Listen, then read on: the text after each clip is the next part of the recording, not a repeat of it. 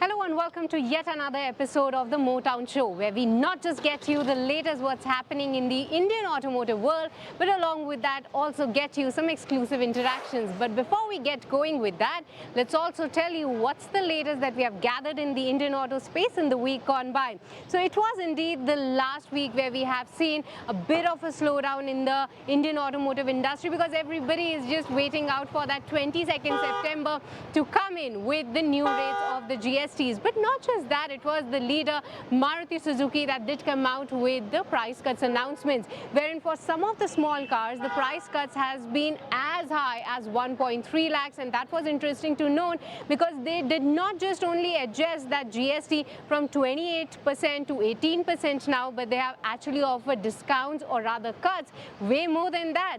Along with that, Hyundai Motors was also in focus because Hyundai Motor India has come out with the wage adjustment announcement for their employees, where they have adjusted the wages for the next 3 years to as high as 31,000 per month. Along with that, Tata Motors JLR production was hit. It was impacted on the back of the cyber attack, but this time, because of what's been happening at the JLR plant, the pause in the production has been extended till 24th of September, and analysts do expect that the volumes and the margins can get impacted. And lastly, interesting news flow from Eicher Motors Royal Enfield, as they say that they're going to be listing their 350cc bikes on Flipkart, and that was indeed interesting to know that now the two-wheelers are gearing up and exploring this way of the sales. So let's get started with more interactions.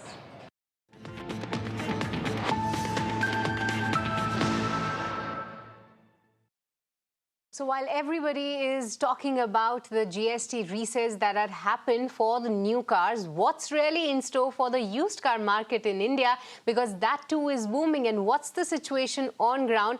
Let's try to find out all of that with Mr. Anand Mohan, who is the President of Enterprise Business at CarTrade Tech, joining us on the show right now. Hi Anand, firstly, welcome to ET Now and thank you so much for your time. No, thank you so much for having me on this show. It's indeed a pleasure. Oh, indeed, Anand, but lots been happening within your sector. While everybody is rejoicing the fact that the new cars are going to get cheaper, why don't you start by helping us understand what's in for the used car segment? Has there been any adjustment with respect to rates over there as well? So indeed, it's a great move by the government. Fundamentally, I believe because there's enough or something for everybody in the taking, right? But the new regime, I would say the 18% getting aligned for in the used car space, that always existed. Just that with the new regime, it's actually cleaned up the complex structures and it's made one unified taxation structure for the used car space. But the fundamental change is that the new cars would get cheaper, which means there's going to be an overlap with the pre-owned cars that were procured prior to this regime in the last 3 to 4 years, right? So there's going to be some sort of corrections in the margin from the dealer's side, just to make it more conducive for sales, etc.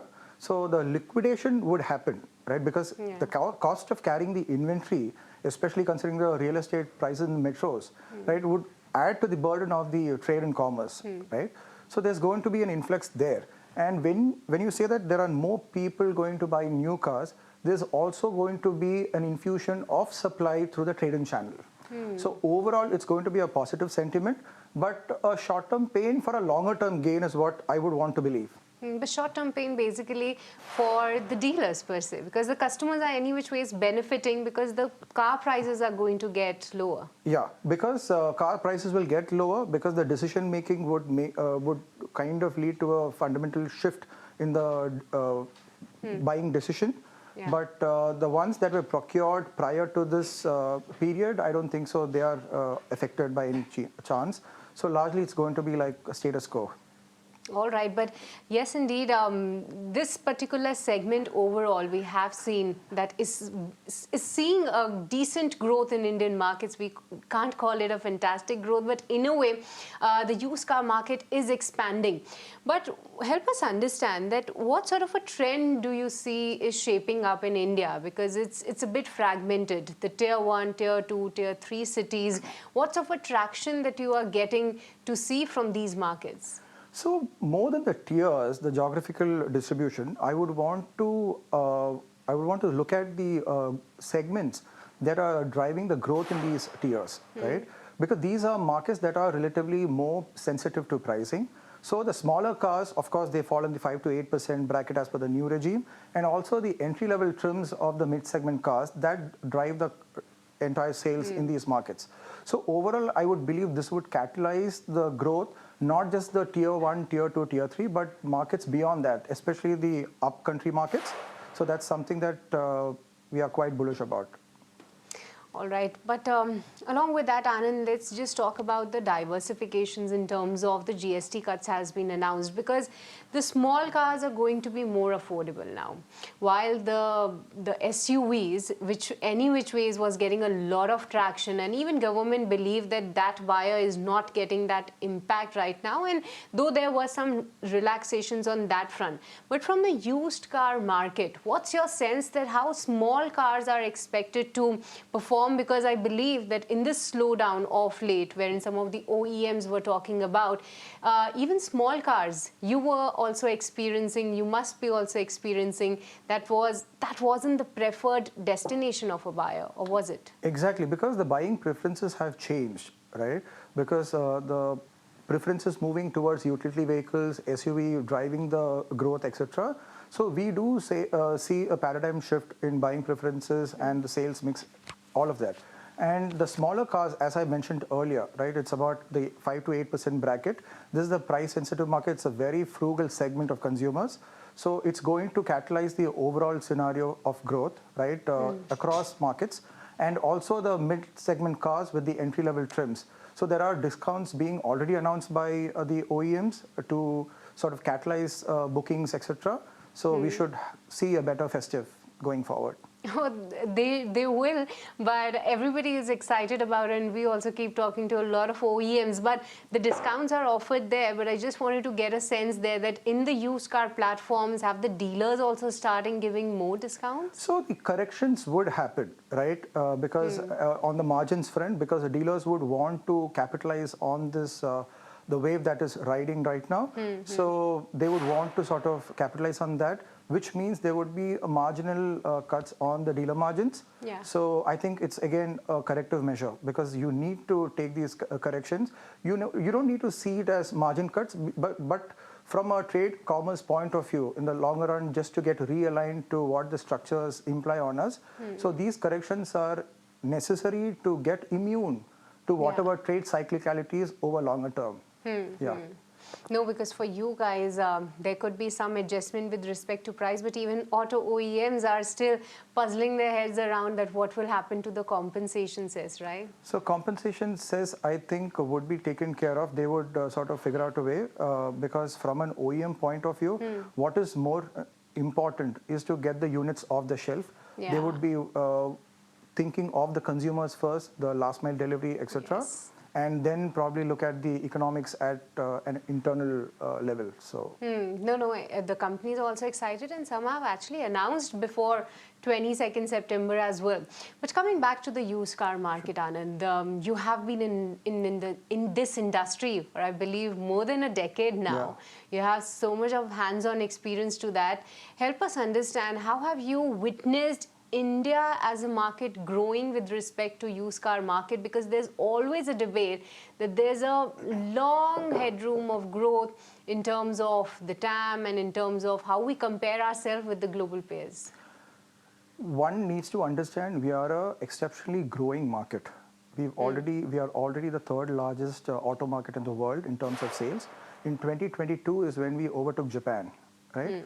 Having said that, we are quite underpenetrated, not just in the used car space, also in the new car space. With a country like, say, 1.5 billion population, right? We only sell about 3.5 lakh new cars every month, right?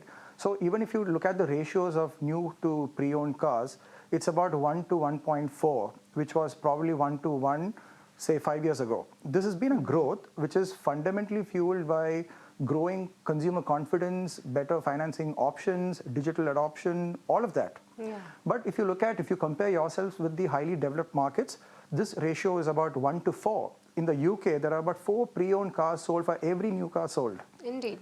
Right? And in the US and Germany, it's about 2.5, 2.6. So we have a lot of headroom for growth. That's what I would want to fundamentally believe. And the government is also working towards making the infra better. So I think overall ecosystem will jam together better for a growth conducive environment.